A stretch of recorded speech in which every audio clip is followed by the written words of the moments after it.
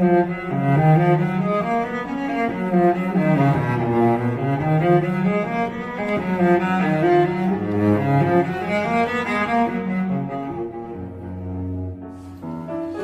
my love, would you mind taking this prescription across the road for Homais to make up? One moment.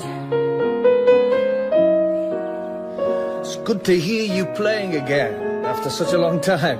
I'm so out of practice. I need to go for some lessons. If you think so. There's an excellent teacher in Rouault, and Madame l'Empereur. She trained at the conservatoire. Oh, but... What is it, dearest? 20 francs is perhaps too expensive. Well, yes it is, but if you'd like to have the odd lesson now and again, I don't suppose it would be the ruin of us, would it? Lessons aren't any good, Charles, unless they're regular. I'm going into Rouen presently. I could have fixed things with Madame l'Empereur while I was there. Emma, I didn't say... Oh, well, give me the prescription. Wait, let me think. It's essential to distinguish, for God's sake, between quasi-domestic and pharmaceutical uses. Understand? Idiot boy, fool that you are! Sorry, sir. Monsieur Homais. You see this boy here, this so-called apprentice of mine? Justin, what's the matter? Madame? You don't know the risks he was running, apparently. No, sir. No one told you to come into the lab, take the key, let yourself in, and didn't you see anything in the corner over on the left there on the third shelf? I don't know. Ah, you don't know, do you? Don't know. What has happened? Happened? My wife was making jam and it was boiling too fast. So I sent him for another jam pan and he, out of sheer laziness, goes and gets it from my laboratory, of all places. Just takes the key and lets himself in. I didn't mean any harm. No.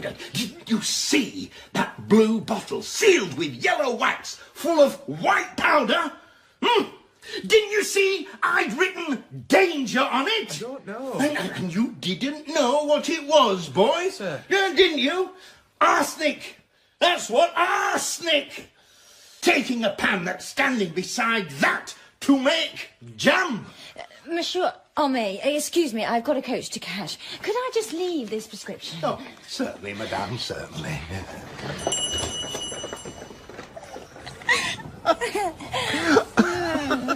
The affair between Emma and Léon has continued for 6 months. They meet in Rouen whenever they can.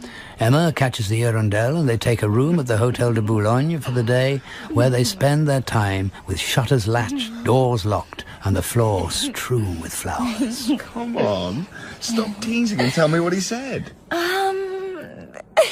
He said yes. I may have piano lessons with Madame l'Empereur once a week. My darling! We'll see each other every week.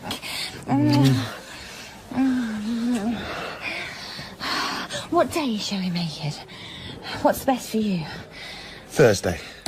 I'll come really early so that we'll have the whole day. I'll wait for you at the Rue Nationale. Then you can follow behind me to the hotel, in case anyone's watching. Oh, Léon. And can we keep the same room every week? Our own little room. The mahogany bed is large and shaped like a boat. The crimson silk curtains are looped back, and nothing in the world can be lovelier than her dark head and white skin seen against this rich red. How they love that dear room, so bright and cheerful, despite its air of slightly faded glory. They always lunch by the side of the fire on a small pedestal table inlaid with rosewood. Salut.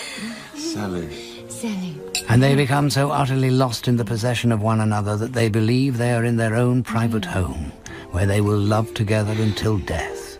Child. She calls him. Child, do you love me? And he, never before has he encountered such grace of language, such elegance of dress. He is constantly filled with wonder at the sublimity of her soul and by the very lace of her petticoat. You are a woman of the world. A real mistress. One day you'll leave me. You'll get married. You'll be just like all the others. What others? Oh, just men. that's all. You're all vile. Though, once, long ago, there was someone. You loved him? Not in the way I love you. What happened? For a moment, the unbidden thought of Rodolphe enters her mind, for she senses that although they have parted forever, she is not wholly free of him. Nothing happened. I swear it on the life of my child. You must believe me. Of course, I believe you, my darling. What was he, this other man? I mean, what did he do? He was a ship's captain.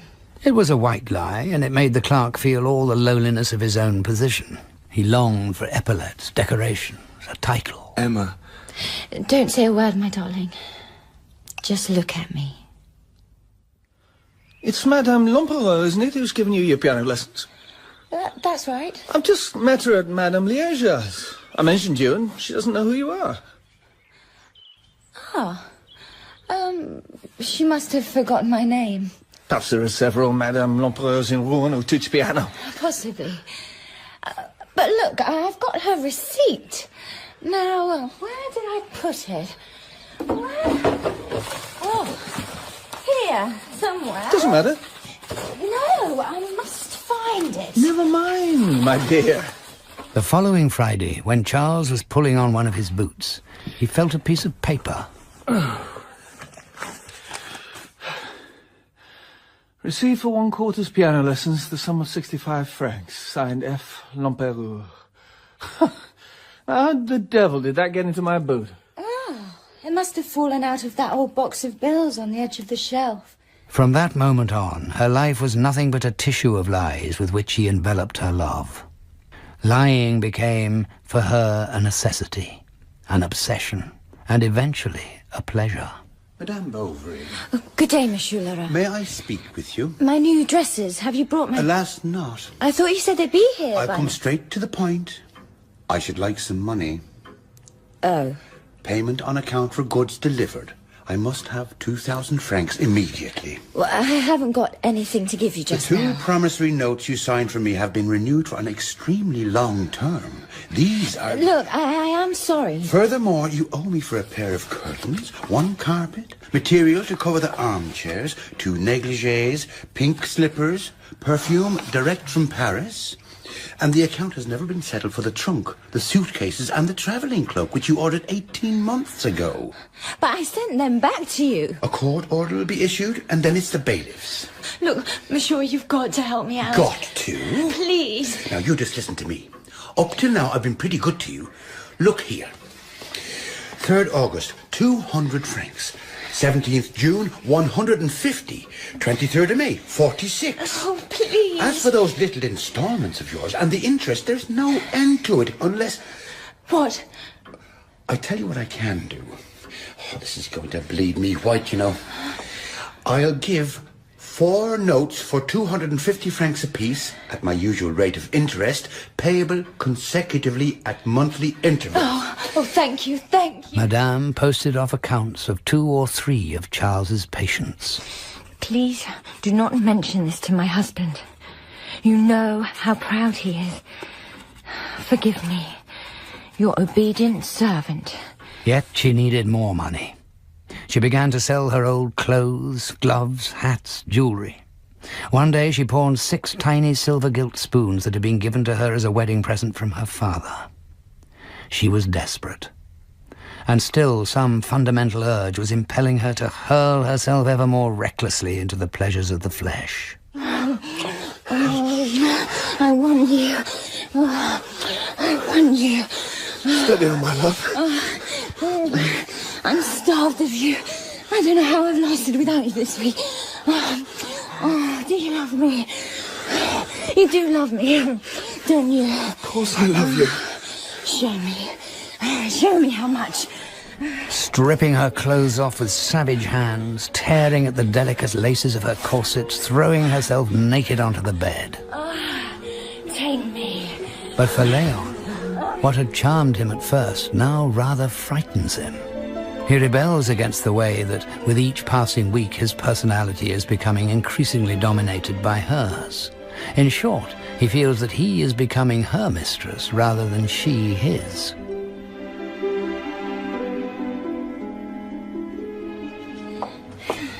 Emma! I'm working. Oh, who cares? I'm here now and I've got the whole afternoon. So Léon slips off and they go to their hotel. You know, my love, you would look wonderful with one of those little tiny pointed beards. Here and a bit here. Stop it. I've got to get back to work. Just like those portraits of Louis XIII. And you could dress entirely in black, just to please me. I must go. My employer is complaining about me taking time off. Oh, never mind him. He's not important. Emma, no, not again. Emma. Her sweet murmurs and her kisses ravished his soul. But there seems to Léon something shadowy and ominous slipping between them. Where could she have learned this corruptness, so deep-seated and so dissembling? She would have liked to be able to watch his every move. She questioned him about his friends. Don't see them. Don't go out with them. Emma, please. No, I want you to think of nothing but us. Darling, you don't own me. She would like to have had him followed, but her pride rebelled. Why bother? Let him cheat on me. What do I care? And gradually Emma finds her passion flagging. She continually promises herself that the next trip will bring profound bliss. Then afterwards has to admit that she has felt nothing extraordinary. One day, returning home, she sits on a bench outside the walls of her old convent and thinks back to her school days there. So tranquil. Innocent. And how I long to experience the love I'd read about in books. But it's all a lie. Nothing lives up to expectation. Sometimes I wish I could fall asleep forever. Just... Oh, if only... She sees in her mind the months of her courtship with Charles, the waltz she had with the Viscount at the ball, her rides in the forest with Rodolphe. And suddenly Léon appears before her, looking just as remote as the others. I do love him. I really do. But... She is bewildered and sick to find herself rediscovering in adultery all the banality of marriage. Why can't I ever be happy? Why doesn't anything last? Why is life always so disappointing?